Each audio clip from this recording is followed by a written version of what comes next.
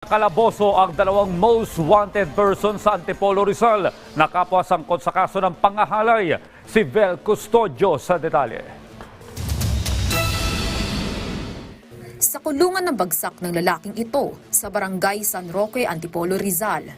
Suspect siya sa makailang beses sa panggagahasa sa 10 taong gulang na biktima na anak pala ng dati niyang kinakasama. 8 taon nang kasakasama ng most wanted person ng minor de edad. Sabi naman ng magulang na talagang pag wala sila sa bahay, etong bata ang kanyang pinagsasamantala. Etong object rape, ito yung mga bagay na in-insert o pinasok sa ari ng babae. Depensa naman daw ng pamilya ng suspect. Allegedly, sabi ng kamag-anak, wala raw sa pag-iisip ng suspect na to.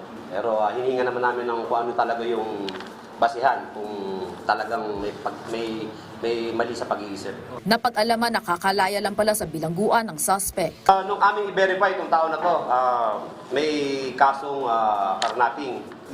At nakalagay po doon na nag-bail po siya ngayon din taon na to.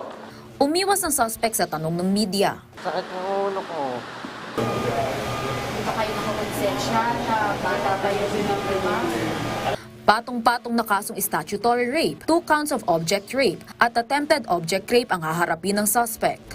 Sa hiwalay na manhunt operation sa Barangay Kupang, Antipolo, Rizal, arestado ang isa pang most wanted person matapos din umanong manghalay.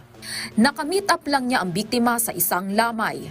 Sabi ng alleged ng suspect, itong biktima ay na-meet lang niya sa lamay na kung saan doon nagkaroon ng pagkakataon at ayun, nung tapos na yung lamay, ayun, napagsamantala niya itong biktima. Tumangging magbigay ng pahayag ang suspect sa media. Sir, wala pa po akong masasabi dyan kasi wala pa naman po akong abogado kaya sa mga tanong niyo po, pasensya na po, wala pa po akong masasagot. Haharapin ng suspect ang mga kasong object rape at rape. Vel Custodio para sa Pambansang TV sa Bagong Pilipinas.